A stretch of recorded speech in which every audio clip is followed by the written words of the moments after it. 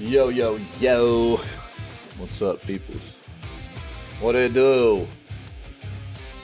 Flipping Monday. Hope everybody's weekend went well. Back to the grind it is, man. Back to the grind. Alright. I don't know.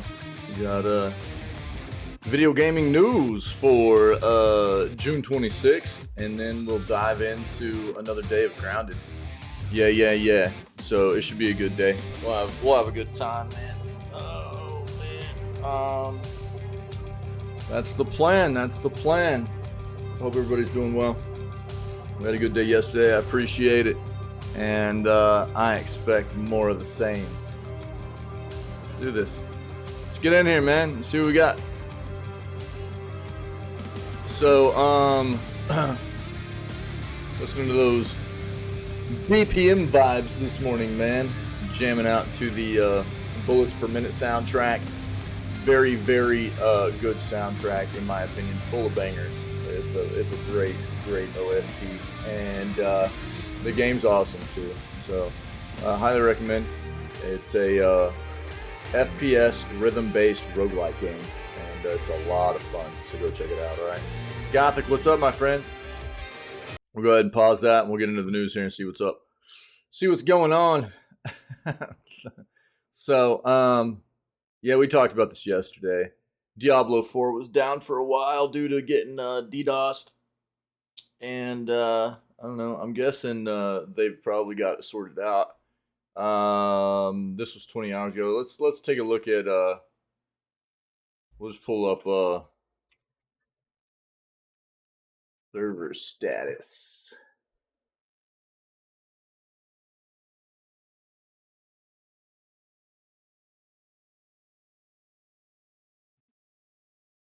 Yeah, it looks like they've got it sorted out. Looks like everything's better now, you know. So looks like they're all good.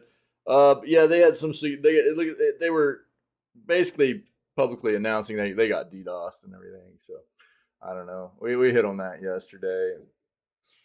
I figured they'd get it figured out pretty quick. Blizzard traditionally gets targeted pretty heavily whenever they release a game. I'm actually surprised it took this long for them to get DDoSed with D4. But it's just that's like commonplace for them on release. Yeah. How you doing, Cheer? What's up? Welcome in, my friend. How you doing? Happy Monday. We talked about this already as well.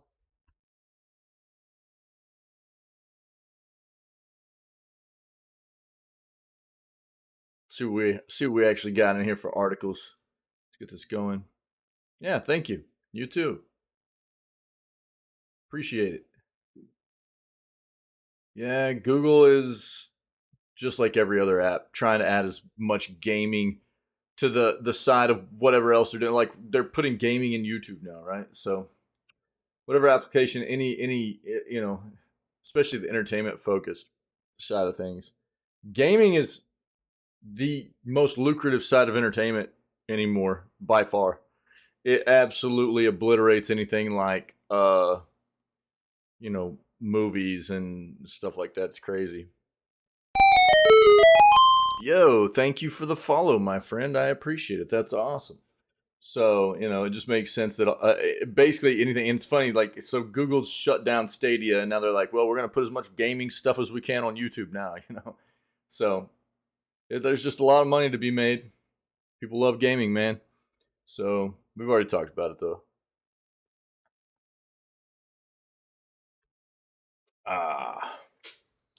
All right. See what else we can find here.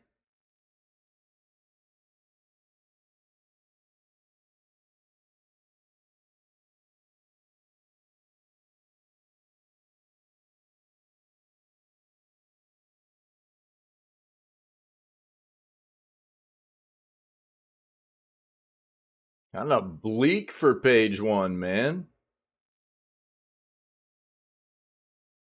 Ooh, Game Pass has been invaluable to Planet of Lana. Wick played this actually. Said it was pretty good. Said probably the lowest rating on his side of it was probably like actual gameplay of it, which was about a 6.5 to 7, but everything else was amazing. He said, "Yeah, oh yeah, yeah, cool, yeah. No, I appreciate it. Yeah, we love having you guys around. We just like having good peoples, man. That's what it's about."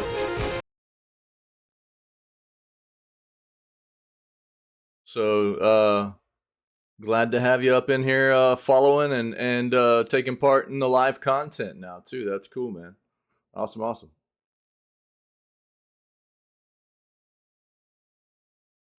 Steam has another 6 free games to download. We'll take a look at what these are. Make sure that we haven't already touched on these, okay? Oh, Multiverses. Today's the day Multiverses is shutting down. All right. So we knew this was coming. This is a wild situation. I'll talk about it more. Multiverses was so popular at this time last year. Yeah, good. I'm glad. Yeah, I love to hear that. That's awesome.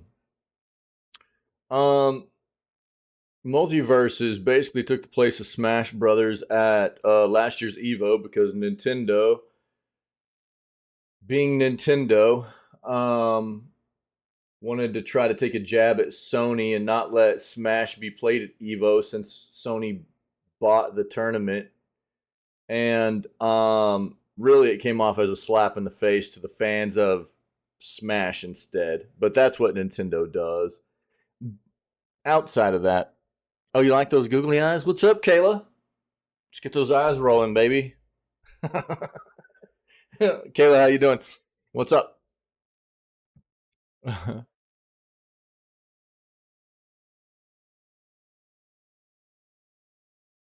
Wick missed things though. Well, yeah, I know.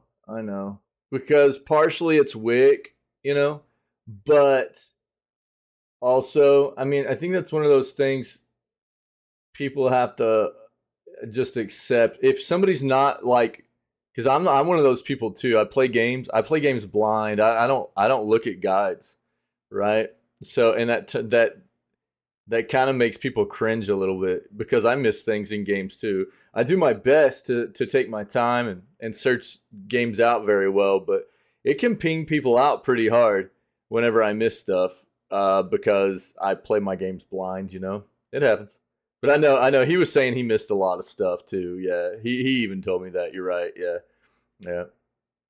This whole multiverses thing though is wild because whenever it came into early access, it took the place of Smash at Evo last year. The big, if you don't know what Evo is, it's a big fighting game tournament that, or it's a big tournament for fighting games that happens every single like August, right? And Smash has been there forever and ever. They weren't able to have it there last year. Multiverses took its place. It's a very Smash esque, you know, brawler type of game, and it did very well. And for like a month after, it was very popular, and then player base just dropped to almost nothing. Wildly, just died off. And so Warner Brothers has been trying to figure out how to save it ever since. And we knew that it was going to be shut down until next year, sometime soon. We read about it previously, but we'll talk more about it when we hit the article. It's kind of wild. Like there are 10 like relics or something. He found like 3 of the 10. Yeah, yeah.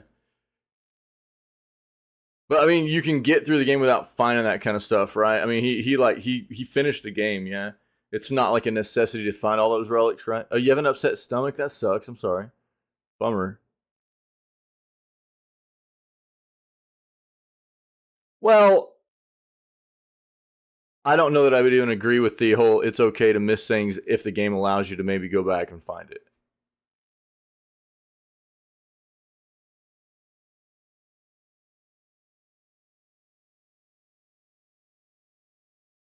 I think everybody's gonna feel a bit different. Again, I don't want to have my hand held through an entire game, right? Yeah, it's just like extras. Yeah, so some people want to play a game and to not miss a single thing. I used to be more like that whenever I was a little kid. I used to be very, very adamant about finding every single thing in a game I could. And as I got older, I started realizing it was spoiling the game for me. I always knew what was coming before I would get there, and I didn't like that. Yeah, it's exactly what it is, Kayla. It's to 100% things. So, um, there are a lot of people play games different ways. There are a lot of people that play games the way I play games, where we play them blind. We're okay with missing things because we don't want to be spoiled on stuff, right? And even people that play games blind the first time will potentially go back and play the game again and then use a guide the second time to 100% a game or whatever, right? If they like the game enough, they'll go back and play it again, and then they'll use a guide or whatever to make sure they get everything. But they don't want that first experience to be spoiled. And then there are people that don't care about being spoiled at all, and they'll just use a guide, and that's okay. It's just everybody has a different preference, right?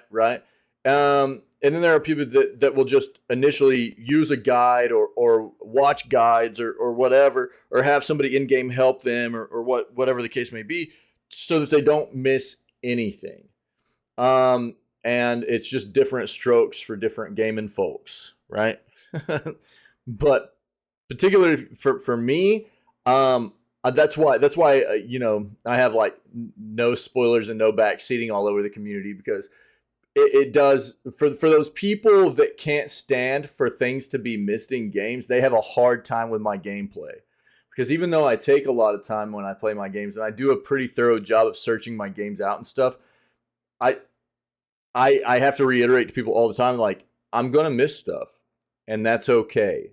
And other people have to be okay with that if they're gonna be watching my gameplay, because I don't want to be spoiled on the game. I don't want to have information handed to me, right? That's the way I like to play my games.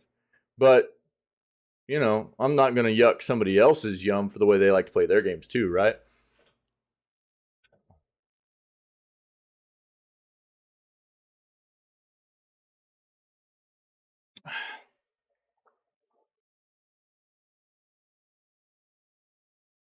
Well, yeah, I mean, it depends on the way the game's developed also, yeah. I mean, but for me it doesn't really matter.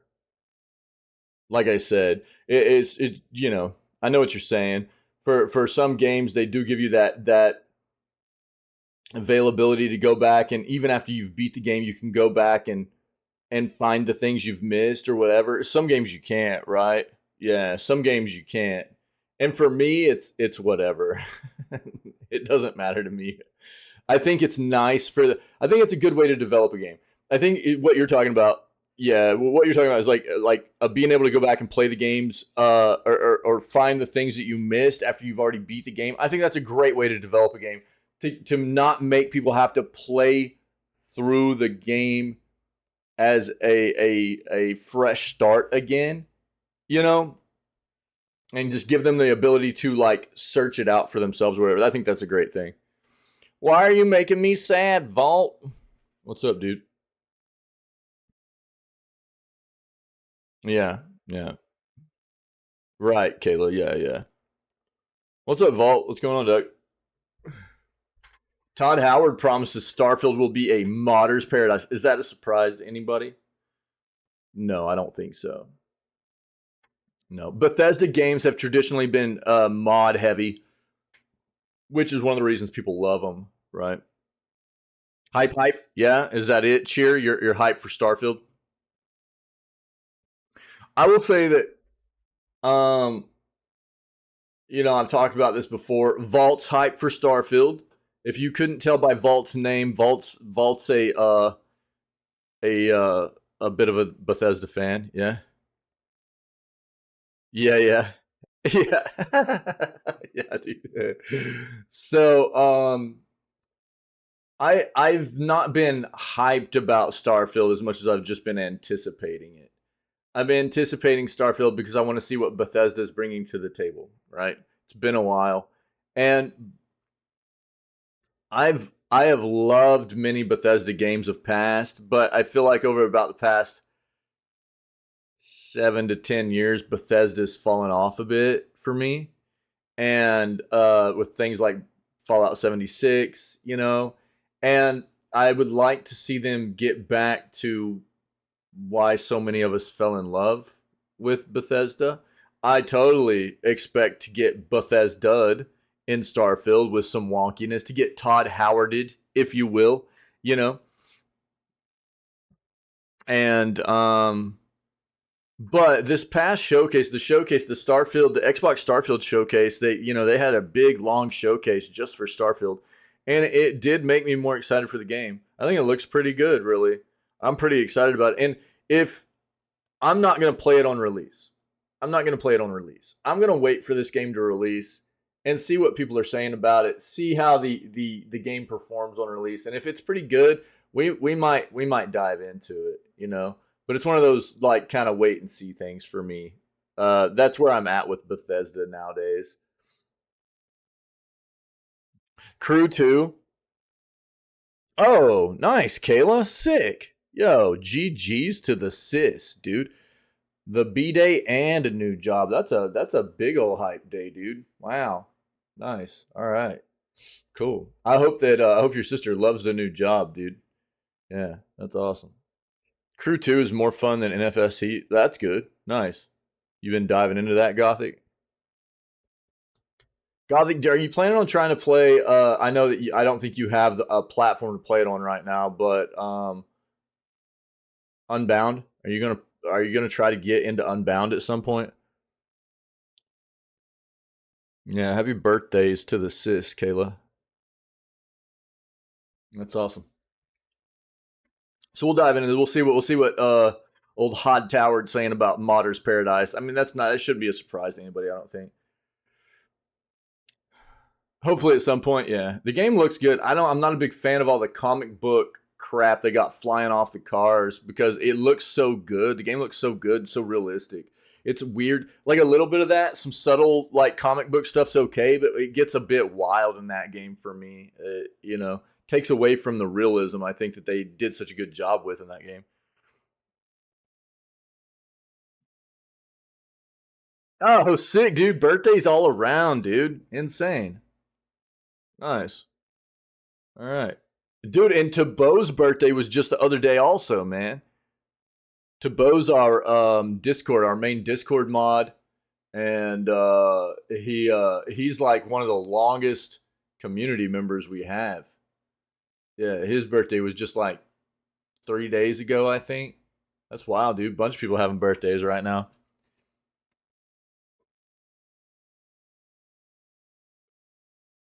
I'm a winner, baby. Tabo's Tabo's birthday was a few days ago. Um, Looks like Kayla's sister is today, and Vault's Brothers is today. Yeah, yeah, yeah. Hit him up in Discord, Timwin. Yeah, there were a lot of people hitting up Tabo in Discord for a birthday wishes and stuff, man. Yeah, you'll see it in the main channel, man. What's up, Timwin? How you doing, buddy? No, for real? God, dude, birthdays, bunch of birthdays. Yeah, that's crazy, Vault. Wow.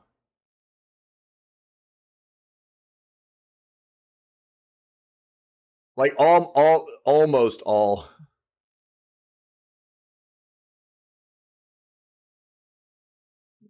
So like not almost all, I guess, but like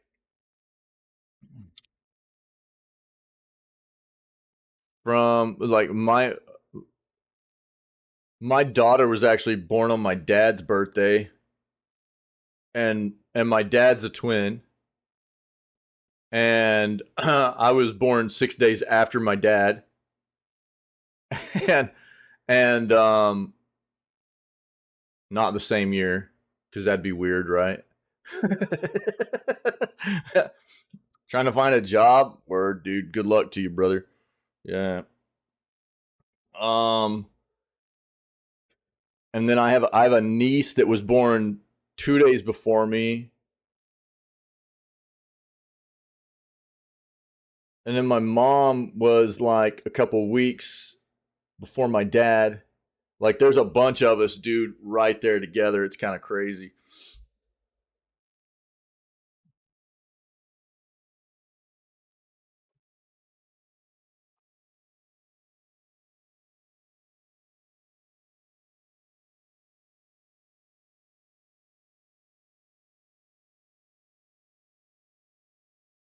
That's gnarly, dude. Yeah. Yeah, dude, job hunting sucks, Tim Win. I know, bro. It really is a terrible situation. Yeah, I've always hated job hunting, dude. I've been pretty fortunate over my life of finding jobs and stuff, and I've still absolutely always just despised it. I hate it. Not a fan of it. Not a fan of job hunting. Not a fan of the whole process, man. Yeah, yeah. Good luck to you guys for sure. Yeah, it's not a fun thing. Yeah, all the BattleNet stuff's back online. We kind of saw that already.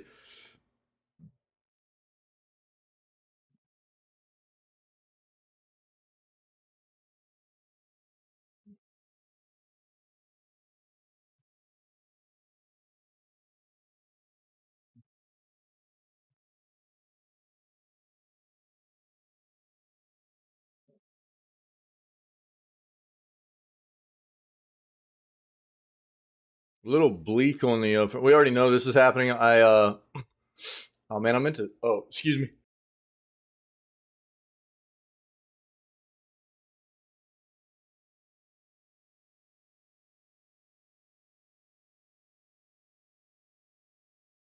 Unacceptable. Sorry. Woo!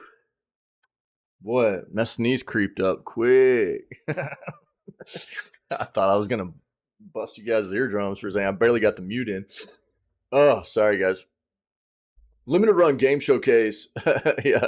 Yeah. Thanks, Chair. Uh we got this limited runs showcase. I'm gonna pull this up because I need to bookmark this probably. We looked at this yesterday. When is July 12th? Yeah. I'll bookmark that today. That way we know when that's popping off and we know when to get emotional damage. Yo, what's up, Wednesday? What's going on? Everybody up in here this morning. That's sick, dude.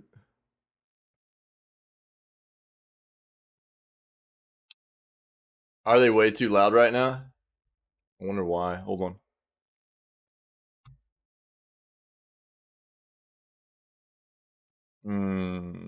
Let me see. It might have been because of that. Might have been because of that. Let me try another one. Let me know how it sounds. One of my audio things was kind of jacked up. Let me know if this is a little better.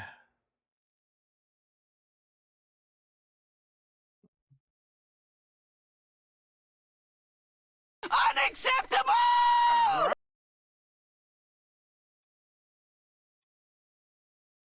Better? Okay, cool. Thanks. Sorry, guys. Yeah, one of my audio things was a little bit wonky. Sorry if you just had your eardrums busted. Everybody up in here, yeah, I know. Yeah. Yo, what's up, Wednesday? Uh, all right, let's change this search up real quick. See what else we can find.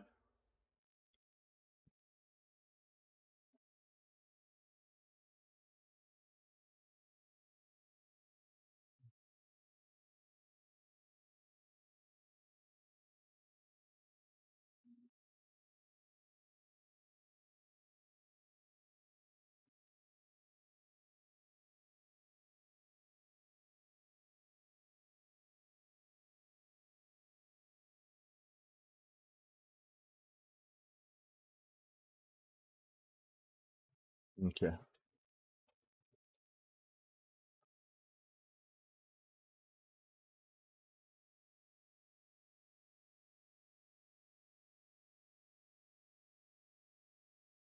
Dude, this is just gonna be a thing forever because of that sub using a gaming controller. It's insane. That's nice that they put a Lance Riddick tribute into Horizon Forbidden West. F's in chat for Lance Riddick, you know.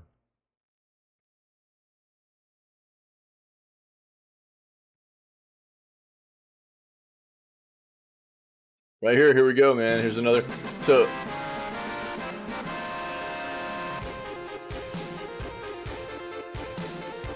physical Starfield copies will not include discs. Dude, we talk about this all the time right now. I mean, did anybody really expect Starfield to have physical copies, though?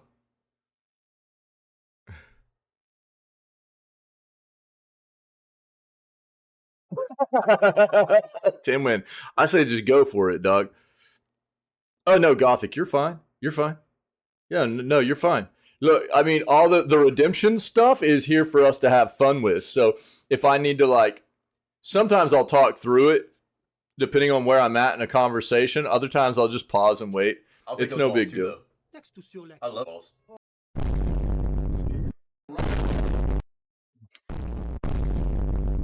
Case in point. So, yeah, no physical copies for Starfield, dude. Confirmed, it looks like. We'll take a look. I'm guessing that's going to be across all platforms, guys. How big is Starfield going to be? Do we know yet? They've got to have released the size of Starfield, right? It'll probably be in that article. But let me see.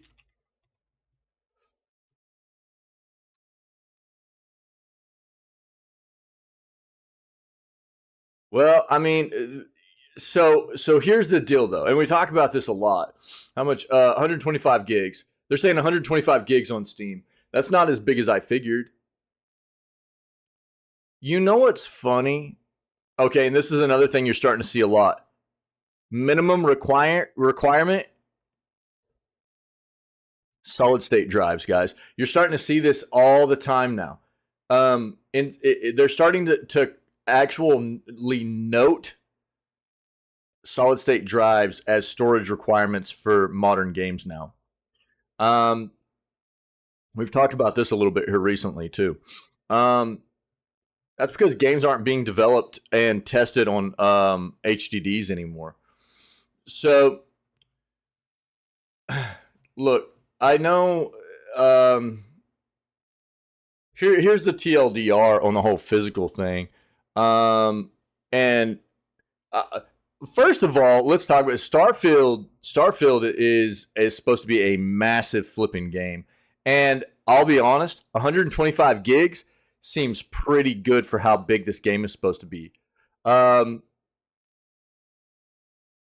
SSDs are so expensive. What? Is that supposed to be like a /S?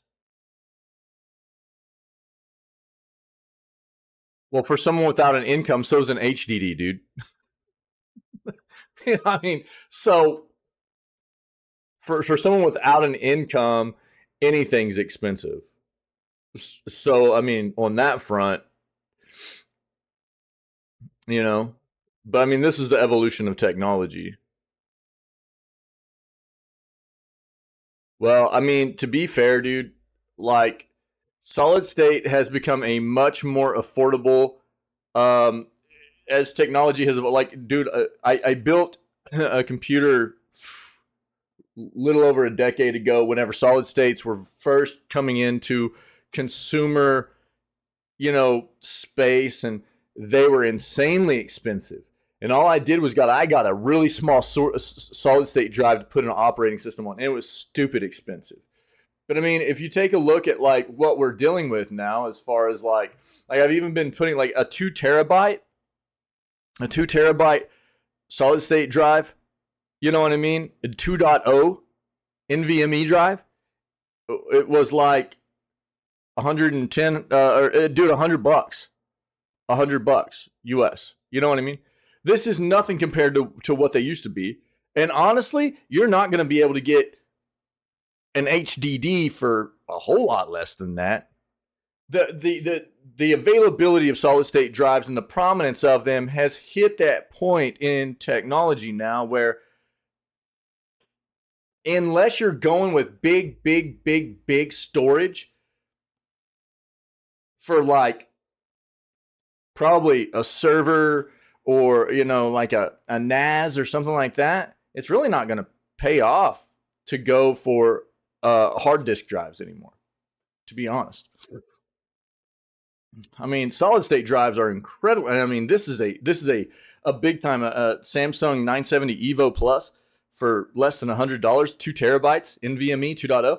I mean, you can get like a 2.5 inch 2 terabyte drive for probably $25-$30 less than that, because even the 2.5 inch drives, solid state drives are even much cheaper than the 2.0 NVMe drives are, you know. So as far as that's concerned, and I mean, anybody that doesn't have an income, anything's expensive. Hard drives in general, the solid state market is really what HDDs used to be. HDDs are being phased out. That's what it is. And solid state drives are the much more affordable, much newer technology now.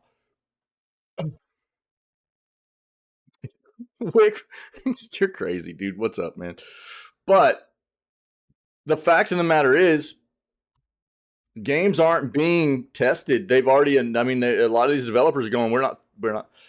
It's not like you won't be able to play games on HDDs anymore.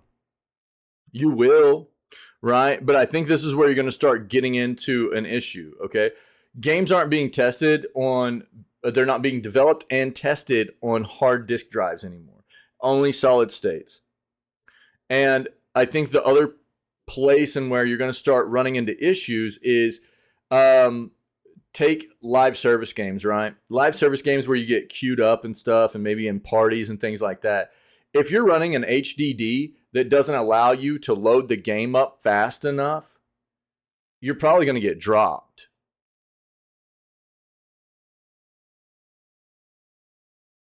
Well, yeah. Yeah, solid states are smaller. Mm-hmm. Yep, for sure. Um,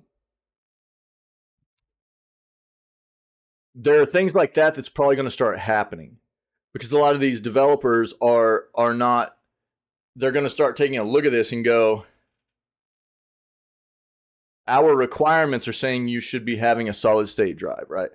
And if it doesn't mean it won't be playable, but it does mean that if you're not loading the game up at the same speed that everybody else is to queue up into matches or whatever, then there's potential you're going to get dropped out of matches and stuff like that. Consoles are being released with solid state drives nowadays, right?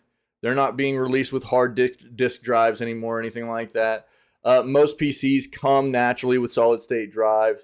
So it's an evolution in technology. It's just the way everything's changing over. One second.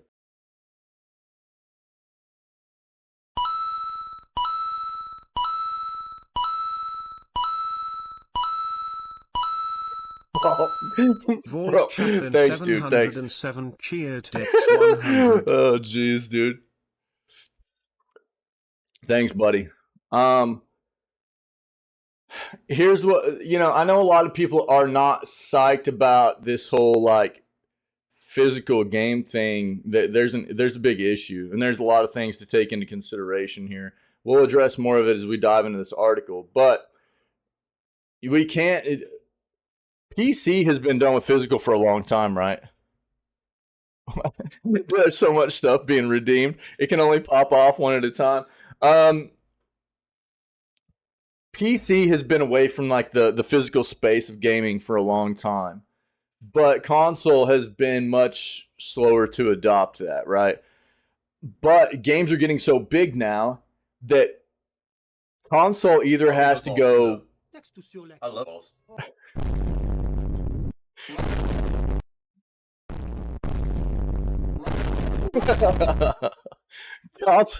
console either has to say we're done doing physical,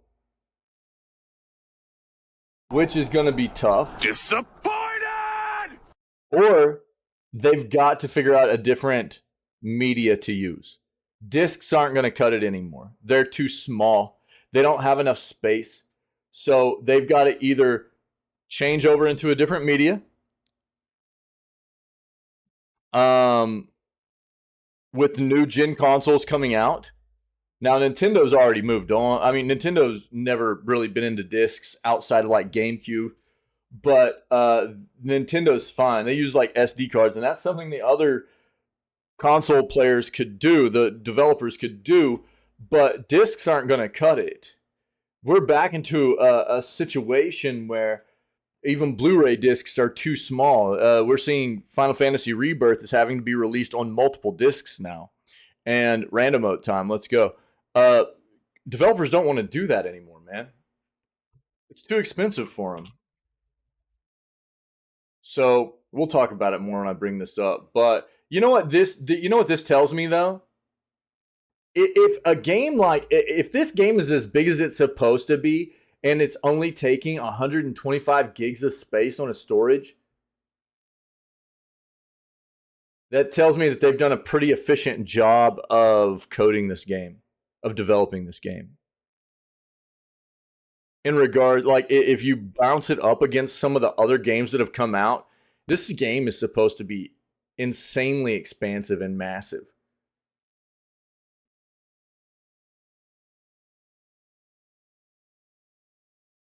A ton of voice acting, things like that. You know what I mean? And honestly, 125 gigs is not nearly as big as I thought it would probably be. I thought it would probably be touching closer to like 200.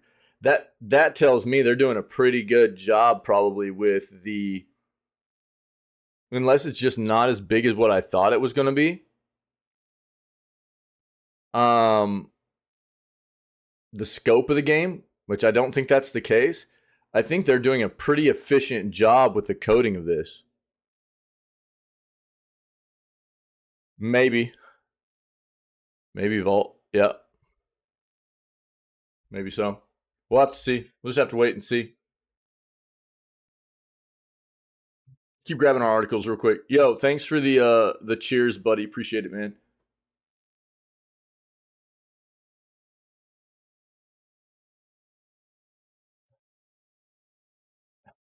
Bro, I'm just so ready for the FTC stuff to be over with, so we know what's going to happen. The back and forth within this is just so insane.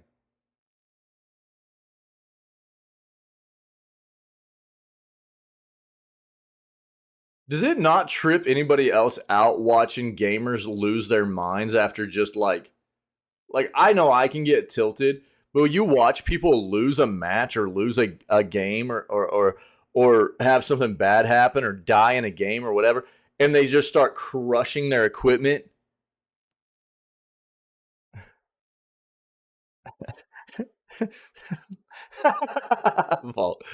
It's so crazy to me to watch people just lose their crap, dude. Just lose their absolute minds to where they start wrecking their stuff, destroying their room, destroying their equipment. And it's like, dude, to me, when I see people do that, I'm like, I think that person has some serious anger issues.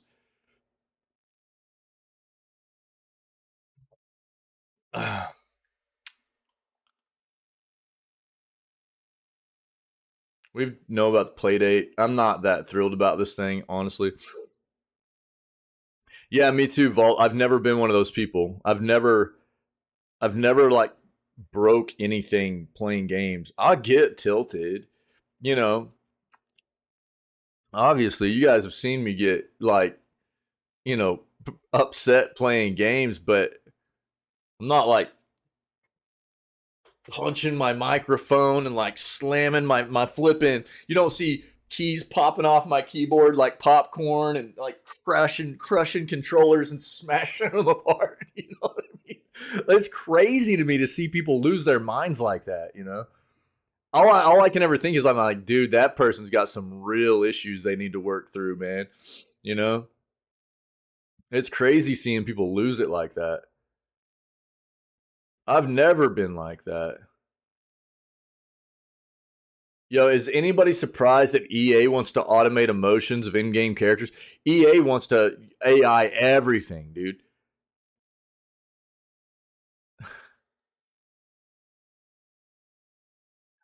Yo, I think EA is actually who's going to end up turning into like Umbrella, and it'll be like Umbrella meets who was the Skynet. They'll be like EA's going to turn into like Umbrella plus Skynet, dude. That's who they're going to be.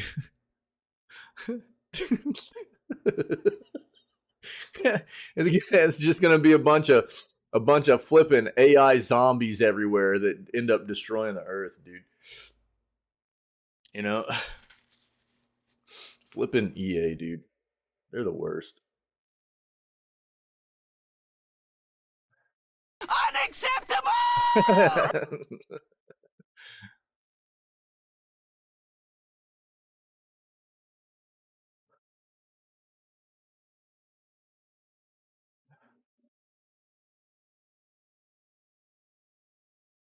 Stone Cold Steve Austin caught playing Tears of the Kingdom. Well, why is that a big deal, dude? It's almost like he's a person that enjoys entertainment, not just an entertainment figure. What?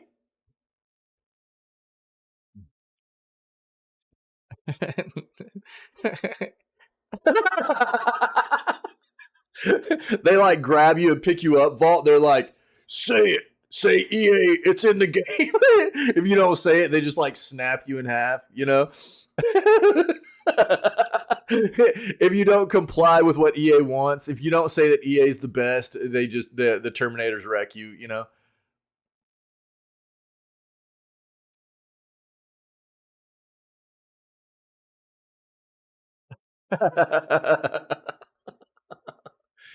Oh, dude.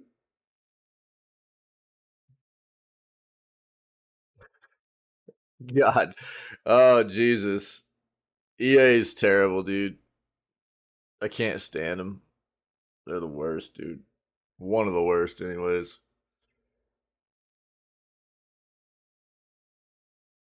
What else we got here?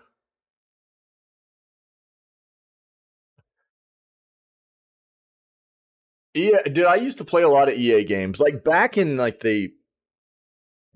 day, EA was okay. EA was okay. But it was like the early 20 teens where I started seeing them get real gross. And I just quit. I quit really buying into most of their products and stuff. It's not that I won't, and their dude, EA is so rough. Their reach is so flippin' massive, man. Their publishing and stuff is so large. It's to say that like I just don't play their games. It's hard to do that, but um,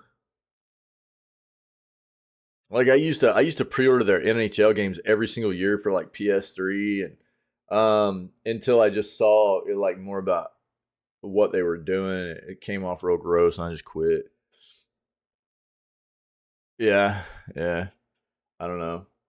I used to play a lot of Madden. I used to play a lot of NHL. I used to play a lot of their sports games and stuff. And I don't know. I think it's inevitable that they still roll out decent games occasionally, but it's because they've just got this massive umbrella that covers such a huge chunk of gaming development.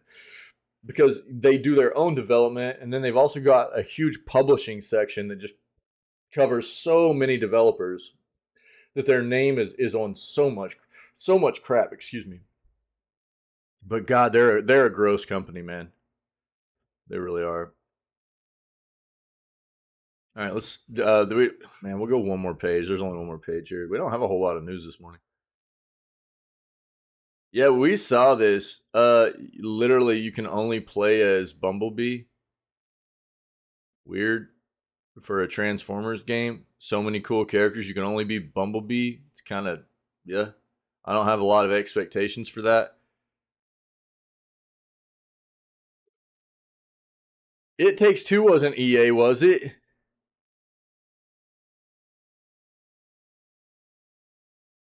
It Takes Two wasn't EA. No, right? That was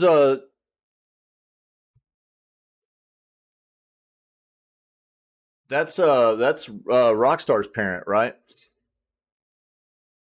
Oh, it is, dude. It was published by them. Why was I thinking that It Takes Two was a Rockstar's parent company? Who's that?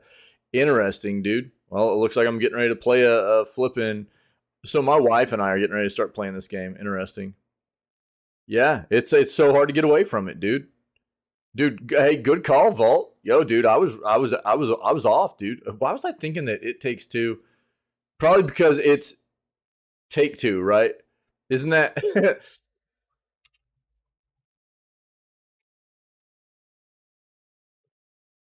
Hold on. Yeah, where is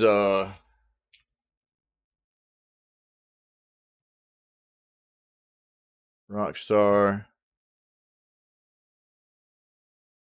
Isn't that their parent? That's probably where I had it mixed up at.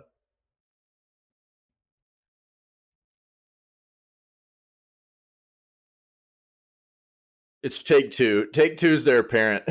So I was thinking It Takes Two. God dang, dude. Yo, good call, dog. Good call.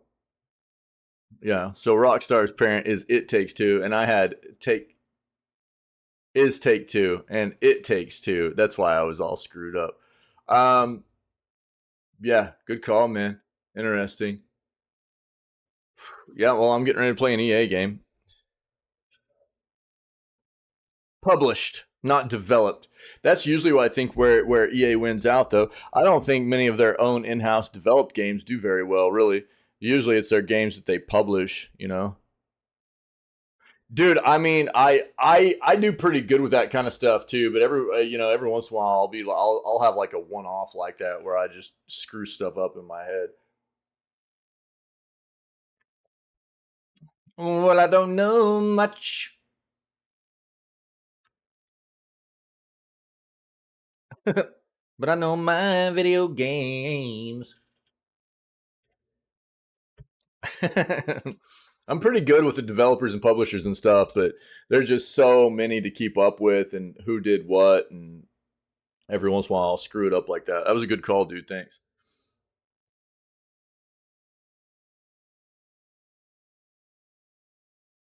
Oh yeah, dude, Super Mario RPG. Oh man, I'm so psyched about that.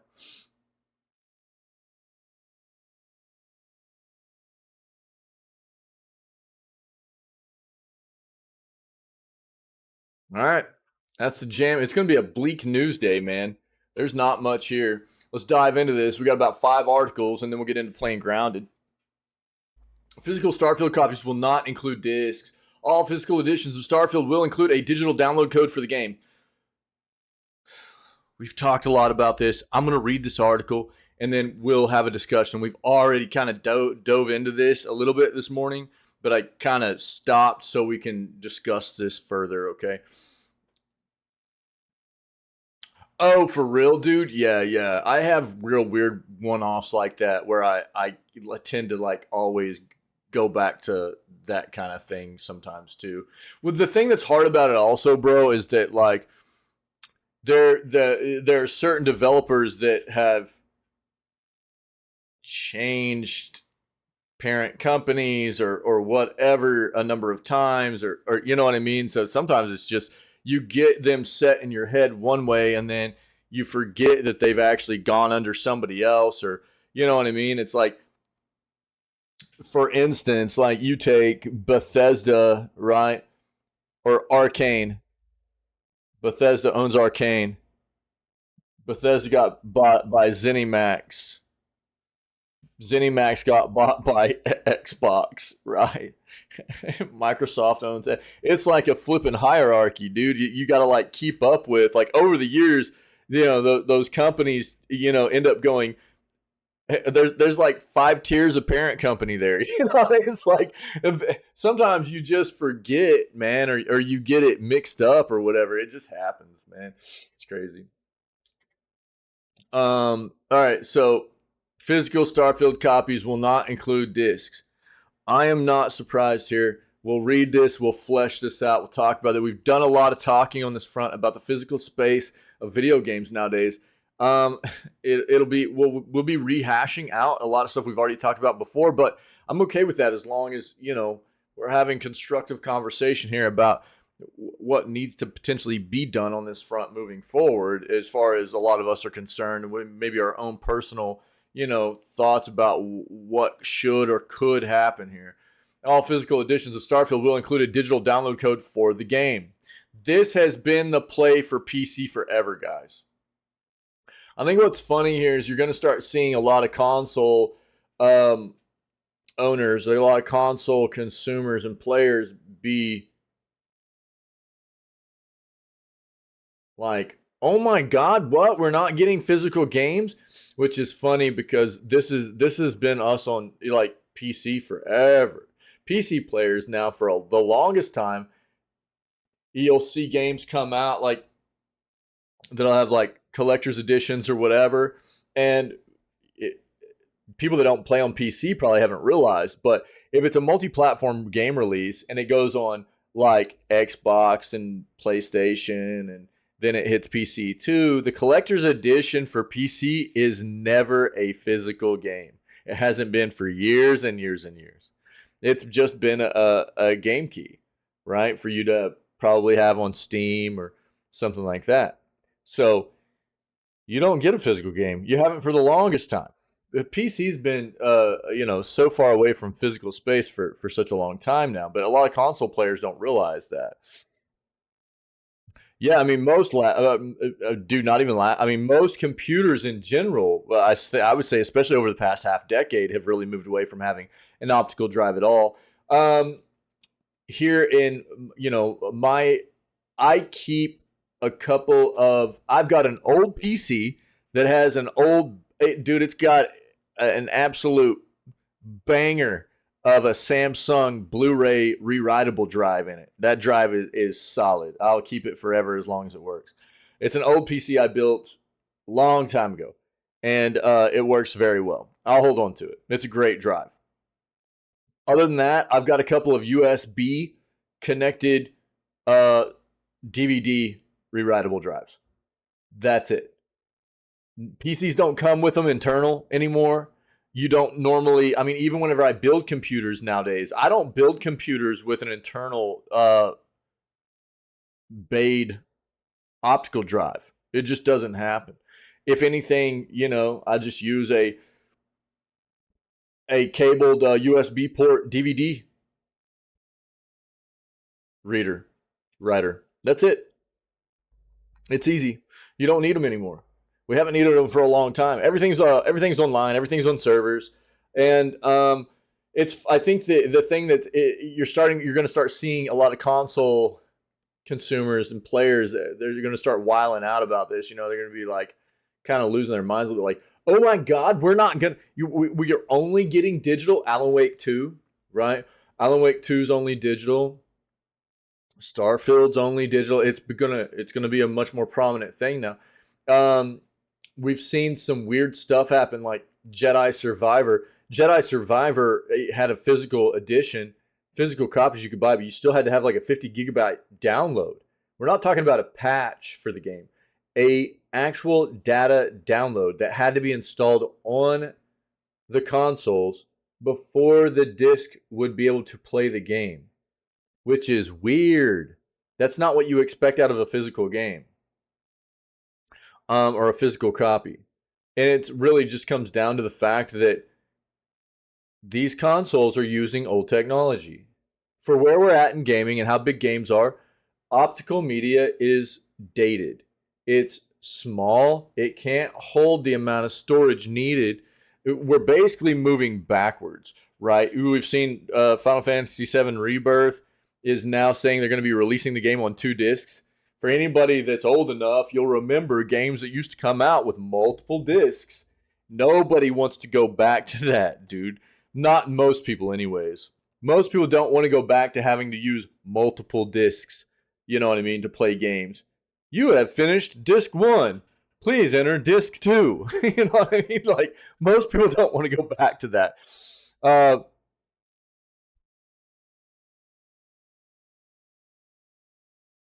Oh, dude, I might have Vault. Hold on. Yo, can you link that in like Discord? Like, tag me in it or something?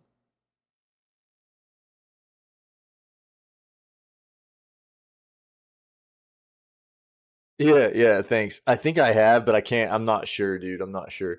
Yeah, thanks, Doug.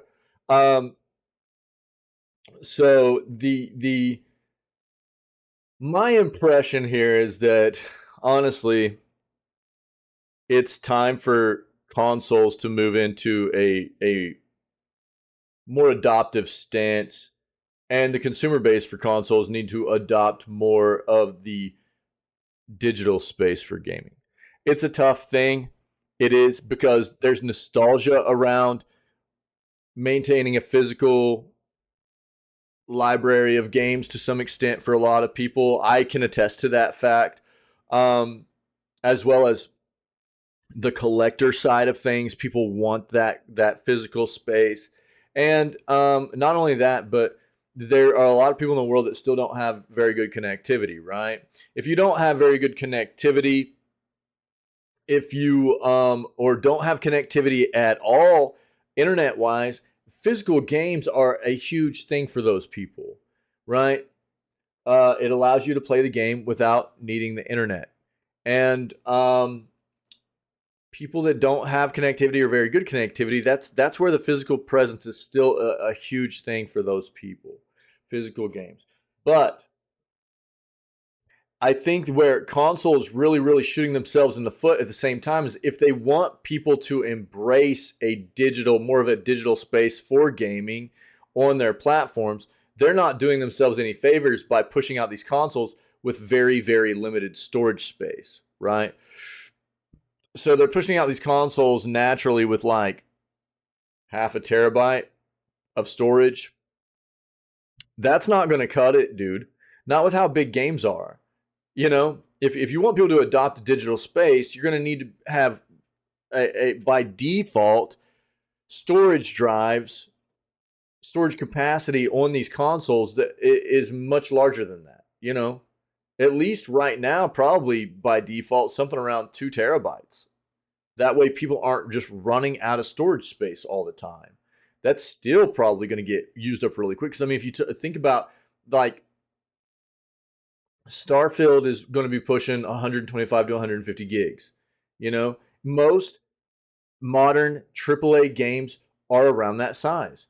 And I would say most modern AAA games that are coming out are going to be actually upwards of 150 to 200 gigs.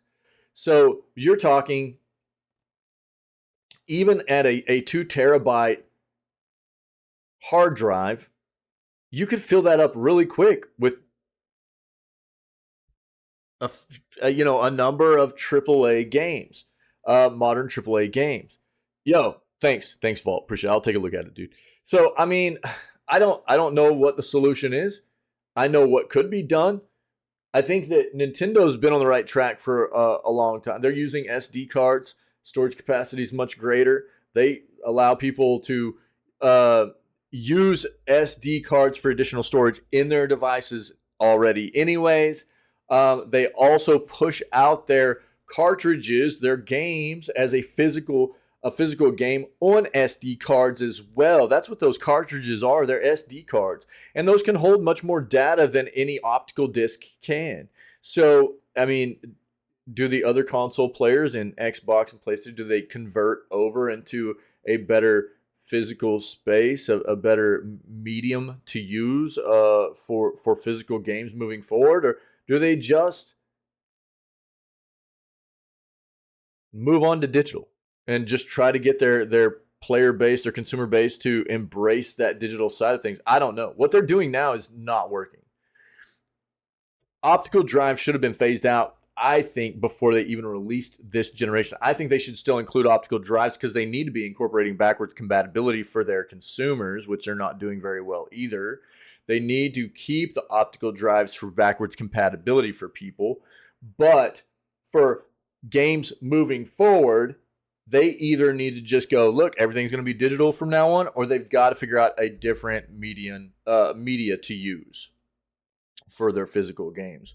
And they've got to put bigger storage space in them. They have to, especially with how how much more cheap storage space is becoming nowadays, especially in the solid state drive market and stuff like that. Of course, these console players do real scummy stuff like Xbox with their storage expansion system that's proprietary and can only be made and purchased from people like Western Digital and I think Seagate maybe, and it's like $300 for an extra terabyte, or $200 for an extra terabyte of storage, which is insane. That's like a 300% markup of what it should cost, and it's just because it's proprietary. That's gross. That's one of those ways in which console market's disgusting, but I don't know. They got to figure it out, man. Physical copies of Starfield will not include a disc, only a code to download the game. Many games have gone all digital in the past few years, marking a decline in physical game sales. Game developers and platforms get a bigger cut of revenue through digital sales. Bethesda has clarified the standard edition will come with a disc. However, the premium and Constellation editions will not. So, standard edition will have a disc. Premium and Constellation editions will not.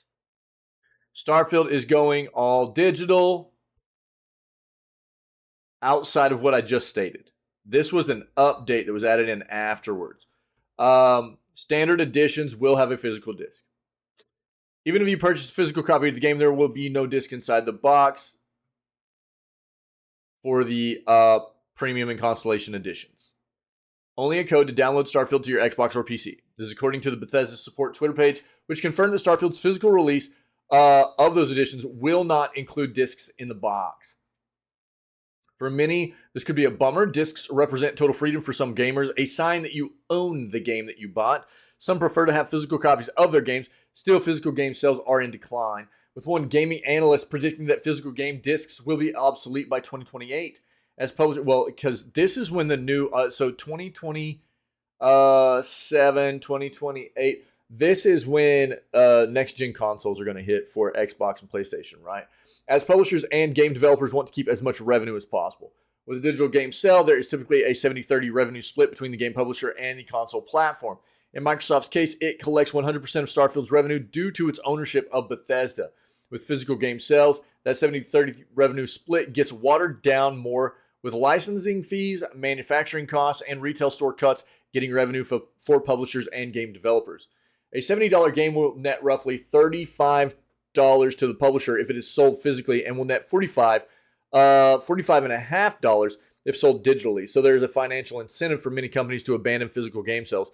Video games are expensive to make, and publishers want to cut down costs by as much as possible, while platform owners want to collect as much revenue from game sales as possible. Multiple editions of Starfield were announced, with premium and Constellation editions including a steelbook display case without any discs to hold inside of them, which is unusual for a steelbook release, which is typically a higher-end box to hold your game discs. The higher-end Starfield editions even specifically say that a digital game download is included.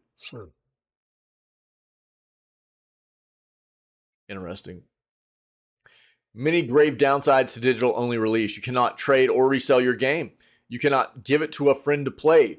This also means that games will only become more expensive for consumers, as you can no longer buy a cheap used game disc, but have to pay full price, just like how 10-year-old Call of Duty games are $60 on Steam.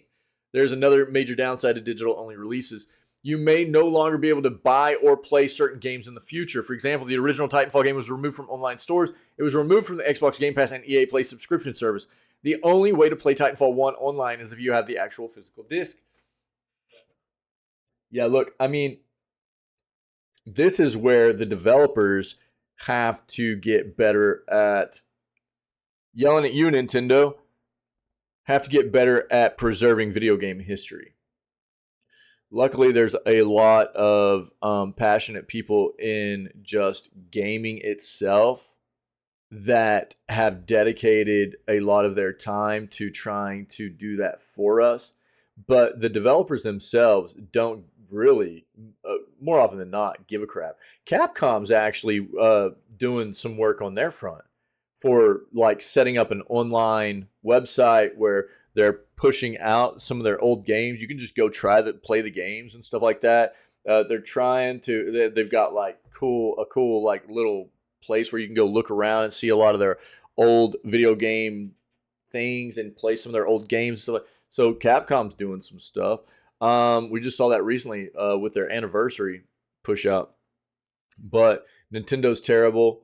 A lot of the big developers are really bad about it. And ultimately, man, video game history is very, very important. That's where emulators have become a huge, huge beneficial thing for the video gaming world, is preserving the history for us, right?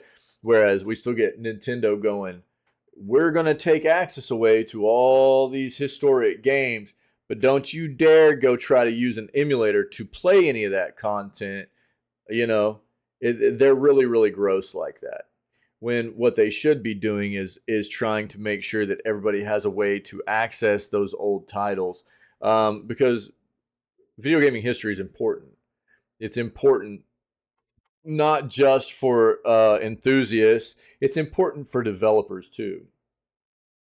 Developers coming into the industry should have a good understanding of how gaming has evolved over the years, right? What gaming has done from its inception into what it is now. So they have a really good understanding and grasp of what the evolution of gaming has been and why it is important to the people that love it, right? Instead of just coming in with no understanding and going, I'm just going to make a modern game.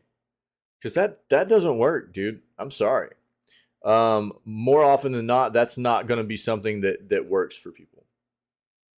Having that knowledge about what has done well through the history of gaming and that's what's going to really be a huge benefactor to people that want to get into this industry to help make great games moving forward. It doesn't mean that there aren't some amazingly creative people that can't just do things on their own without the history and stuff. But more often than not, I think that it's going to be a hugely beneficial thing for people to have that knowledge of history. Is this the end of physical game discs? Perhaps, since the biggest first-party Xbox game in years will not have disc versions. It does, but just on the standard. We saw this coming a mile away when all the digital PS5 and the all-digital Xbox Series S were released. When was the last time you found a new TV with a disc drive?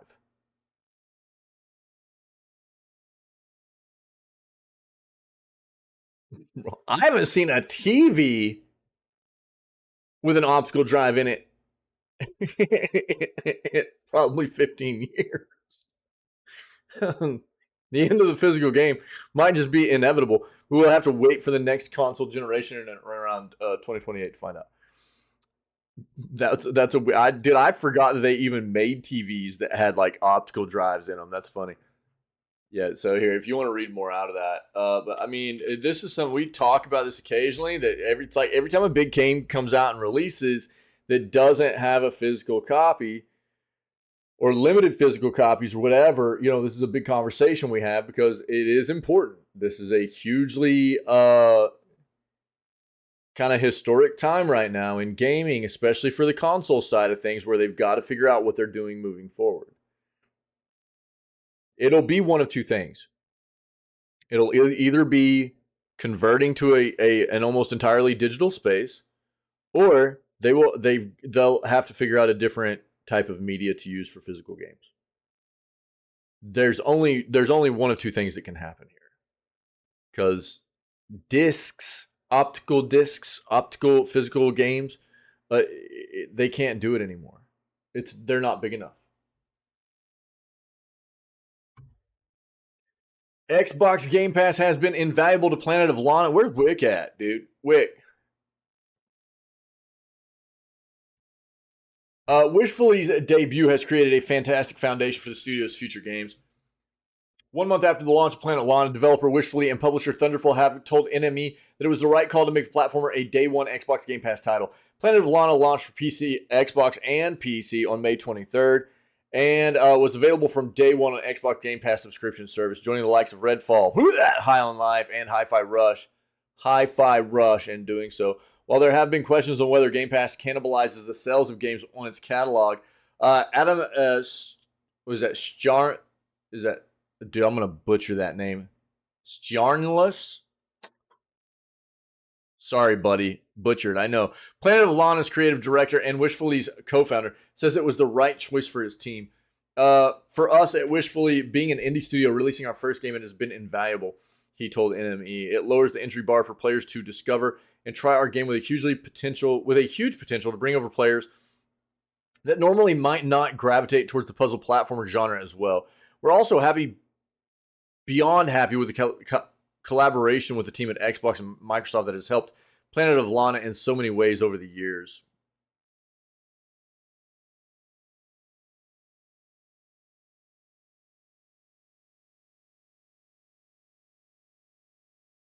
Last year, Game Pass reportedly had over 25 million subscriptions, all of which could be potential players of your game.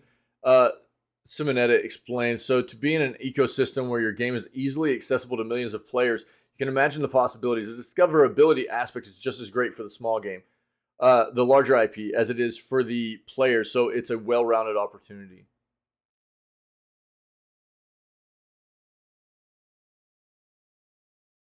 This is one of those things. It can go different ways here, right?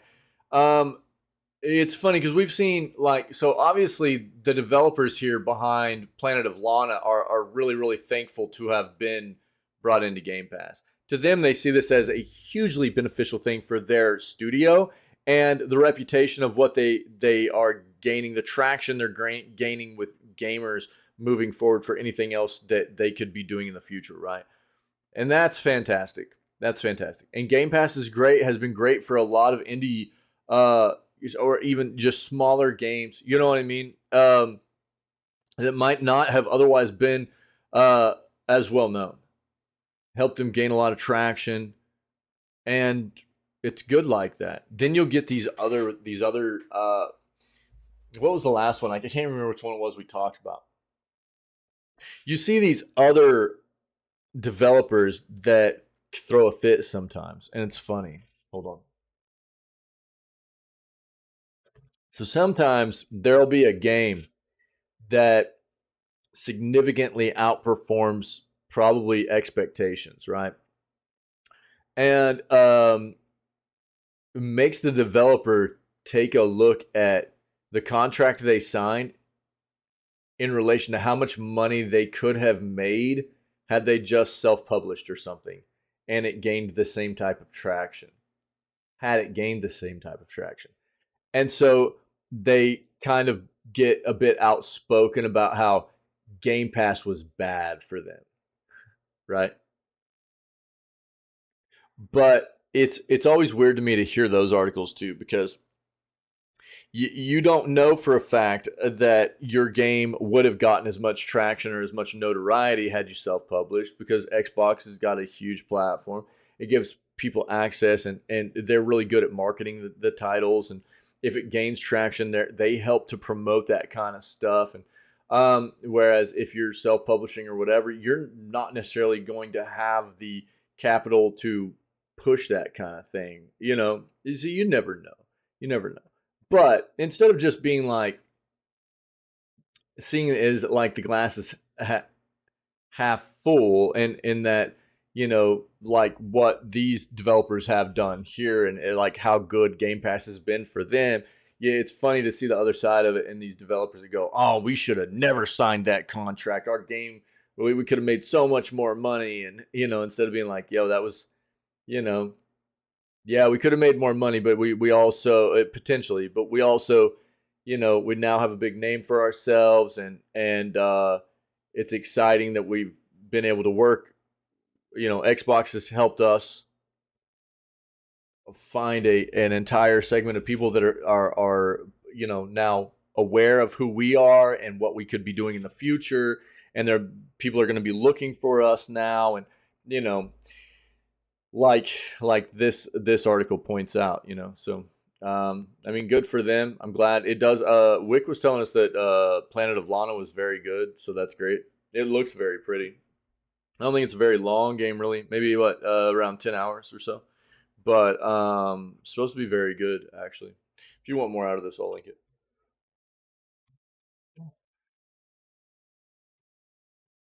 Steam releases another 6 free games available to download now. Who's ready for some more free PC games? I am.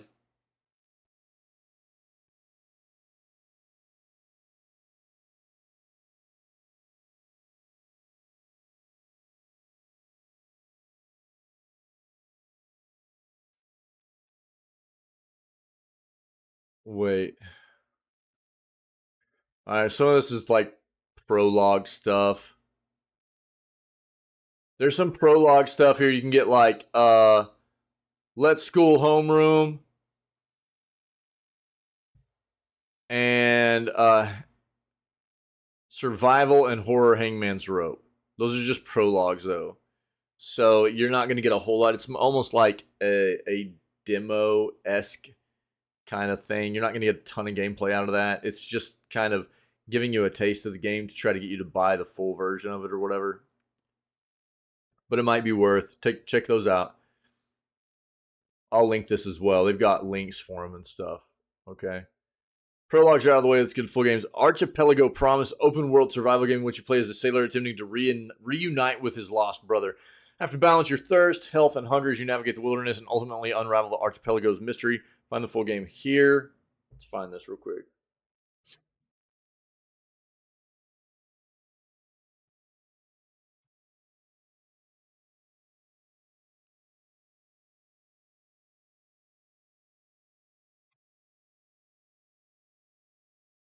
%, of 35 user reviews.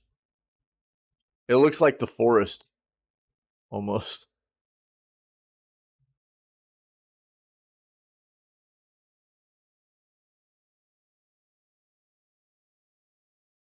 Here's this. I'll link it for you.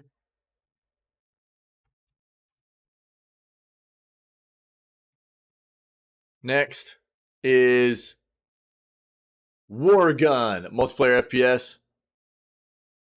Take a look at that.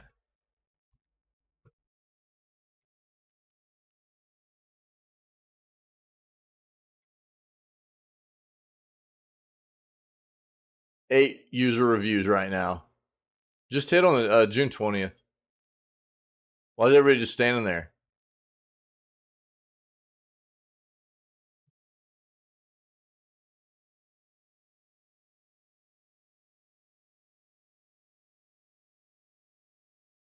What are those health bars, dude? Weird. Here's this if you're interested. That's War Gun.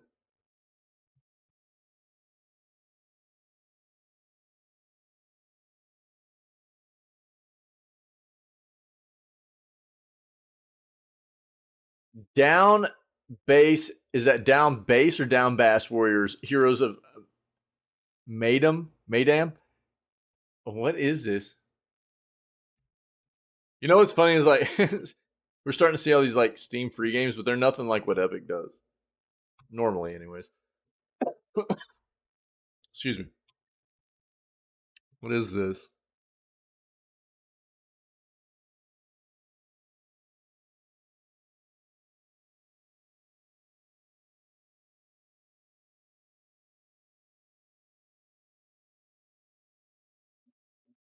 What?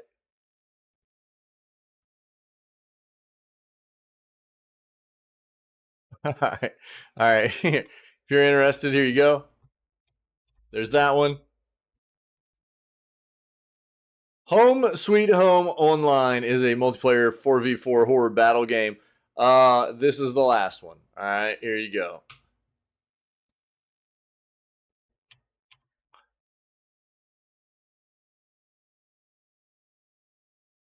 %, positive of 405 user reviews.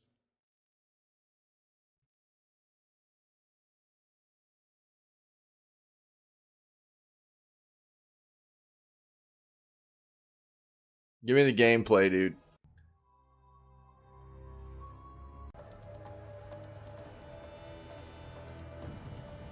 It's basically Dead by Daylight, yeah. I think I've actually seen this game. Yeah, I've seen this game. Basically DBD, but probably not exactly DBD, but yeah, DBD, but not though, you know?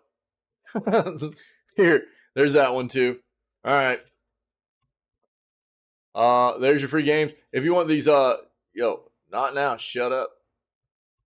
If you want those prologues too, or any of the links or anything, it's all right there in that article.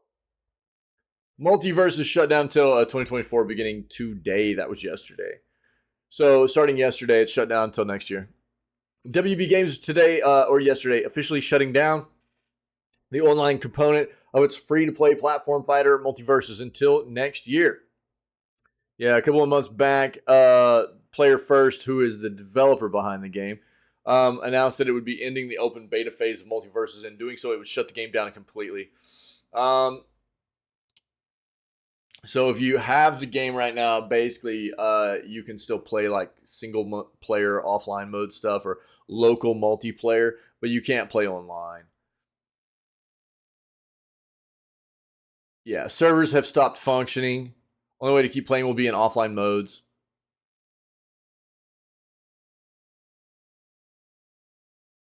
No specific date yet for when it'll come back up. Just 2024. Again, look, what I'll say is like TLDR. We knew this was happening. This game was very popular initially. It was a hit at EVO last year, which was just almost a year ago now, coming up on it, about 10 months ago. And it fell off real quick afterwards. It was crazy how popular it was, and then just died. And I think that Player First and WB are trying to figure out how they can save it. Obviously, they had something there. They had something going on that people liked, but there wasn't enough keeping people interested. So I think this is them trying to take time to revamp a bit, see if they can save it. We'll see what happens next year.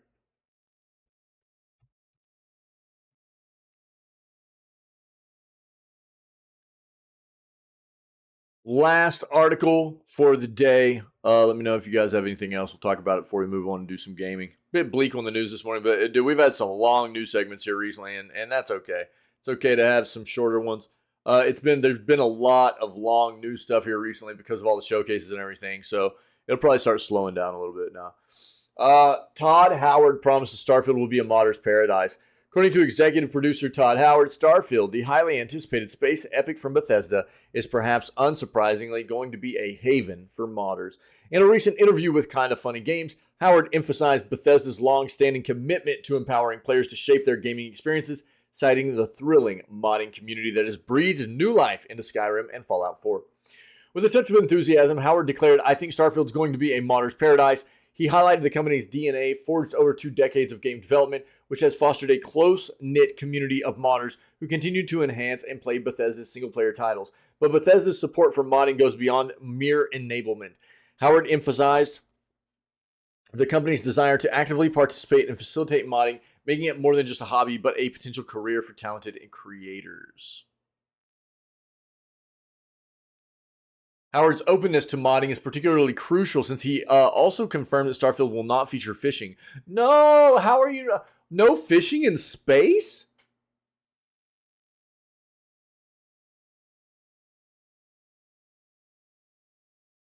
I mean, look, dude, I love fishing, but I didn't expect there to be fishing in Starfield. I'm sorry.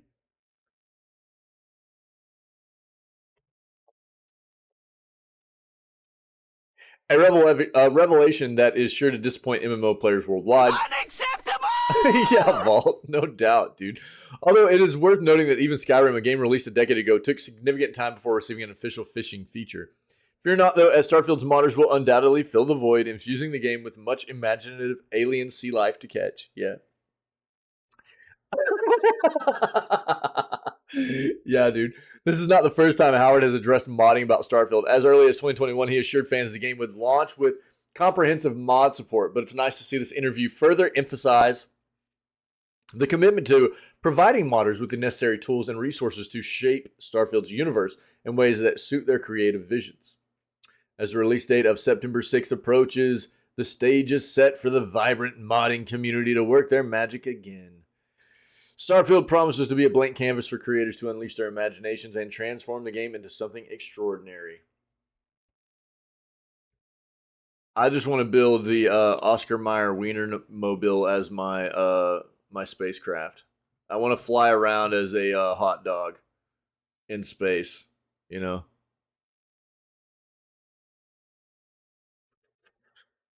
What's up, Cash? That's it, dude. That's the news, man. That's all I got for today. It's a bit of a bleak day for the news, but that's okay, man. There's a lot of long. Woo, excuse me.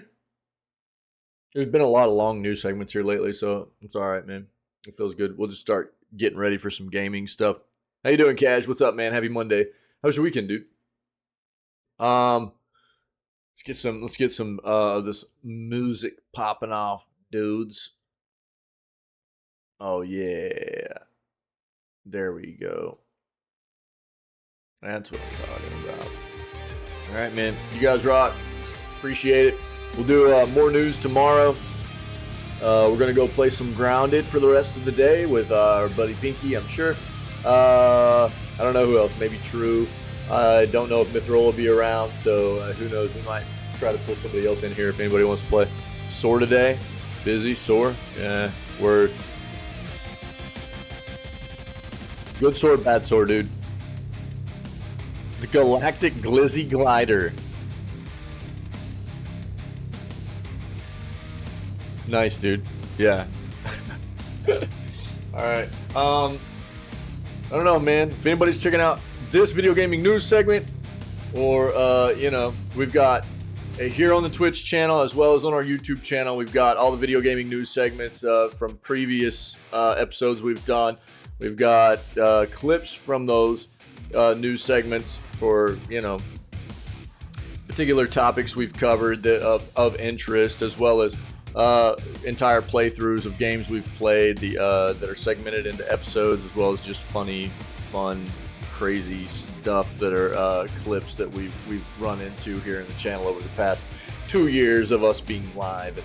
If you're enjoying any of that content, come hang out with myself and the rest of the amazing people that are part of what we do here. When we go live at 6 a.m. CST every day but Wednesday, start off at 6 a.m. CST. Always kick it off with video gaming news before we dive into whatever gameplay we have planned for the rest of the day, okay? I guess other than that, happy Monday. Hope everybody had a great weekend. Stay healthy, stay safe, be kind until we catch everybody tomorrow for June 27th edition of Video Gaming News. All right?